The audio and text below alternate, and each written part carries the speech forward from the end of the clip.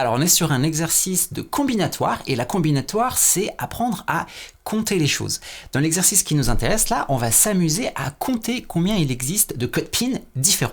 Donc un code PIN c'est, comme vous avez l'habitude sur votre téléphone, ça va être une succession de 4 nombres. Par exemple 1, 2, 3 et 4. Et donc on veut compter combien est-ce qu'il existe de codes PIN différents. Comme ça, en fait, ça nous donne un petit peu déjà une idée de la difficulté qu'il va y avoir à casser, à deviner un code PIN. La même chose pour n'importe quel autre code, un cadenas, tout ce que vous voulez. Donc si on regarde bien, en fait, un code PIN, ça correspond à une liste. C'est une liste de 4 éléments et chacun de ces 4 éléments est un nombre compris entre 0 et 9. Donc en fait, par exemple, là, mon code PIN, je peux le réécrire en fait comme une liste 1, 2, 3 et 4. Une liste de 4 éléments. Et chacun de ces éléments appartient à l'ensemble E des nombres compris entre 0 et 9. Donc déjà, quand on formule les choses de cette manière-là, vous pouvez vous faire une intuition du résultat. Mais l'enjeu pour nous, c'est pas uniquement de trouver le résultat.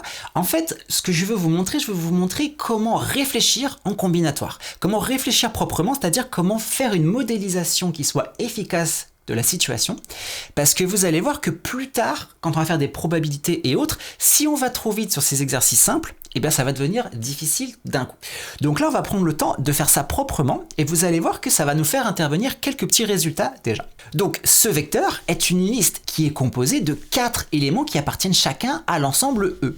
Donc autrement dit, le vecteur lui-même se décrit comme étant un élément de l'ensemble produit E, croix E, croix E, croix E. Les ensembles produits, vous les connaissez. Par exemple, vous connaissez l'ensemble R croix R. Vous avez déjà vu les vecteurs du plan. Un vecteur du plan, c'est quoi? C'est un vecteur qui a deux composantes X et Y, et chacune de ces composantes est un nombre réel.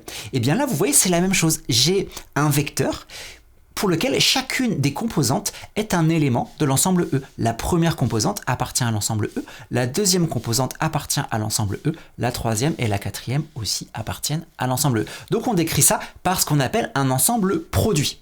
Et l'ensemble produit, il y a une notation simplifiée, vous voyez, E croix E croix E croix E, c'est également ce qu'on appelle l'ensemble E puissance 4, de la même manière que vous avez déjà vu R carré. Si vous avez déjà vu quelque chose comme ça, R carré, eh bien vous avez déjà rencontré des ensembles produits. Donc nous, ce qui nous intéresse au final, c'est de savoir combien il existe d'éléments, c'est-à-dire quel est le cardinal de l'ensemble E puissance 4. D'accord? L'ensemble produit E puissance 4. Et c'est là qu'on fait intervenir un résultat du cours. Lorsque vous avez un ensemble produit, par exemple si j'ai l'ensemble A croix B, eh bien le cardinal du produit, ça va être le produit des cardinaux. Ça va être le nombre d'éléments de A fois le nombre d'éléments de B.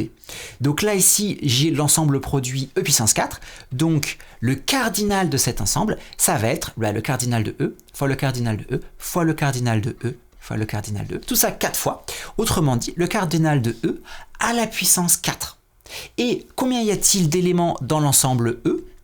Eh bien, vu qu'il s'agit des nombres compris entre 0 et 9, il y a donc 10 éléments.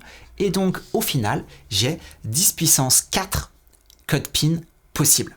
Donc, pour récapituler, si on s'intéresse uniquement au résultat, le résultat n'est pas trop difficile à trouver dans ce cas-là, puisqu'on pourrait dire directement, pour chacune des 10 possibilités pour le premier nombre, j'ai 10 possibilités pour le deuxième nombre. Donc ça va faire déjà 10 fois 10. Et puis pour chacune des 10 possibilités pour le deuxième nombre, j'ai 10 possibilités pour le troisième nombre. Donc 10 fois 10 fois 10. Et vous voyez, de cette manière, on peut trouver rapidement 10 puissance 4. Mais nous, c'est pas uniquement le résultat qui nous intéresse, puisqu'on veut s'habituer à manipuler les ensembles produits, leurs cardinaux, être à l'aise avec tout ça, surtout que pour le bac, il faut faire quand même une rédaction. Donc ça, c'était notre exercice niveau 1. Dites-moi dans les commentaires combien vous avez de codes possibles sur le cadenas de votre vélo, ou sur le cadenas de votre valise, ou de votre casier, par exemple. Et dans l'exercice suivant, on passe au niveau 2 en termes de difficulté de calcul de cardinal des ensembles, et on va s'amuser à compter combien il existe de menus différents dans un restaurant. Et il y en a beaucoup.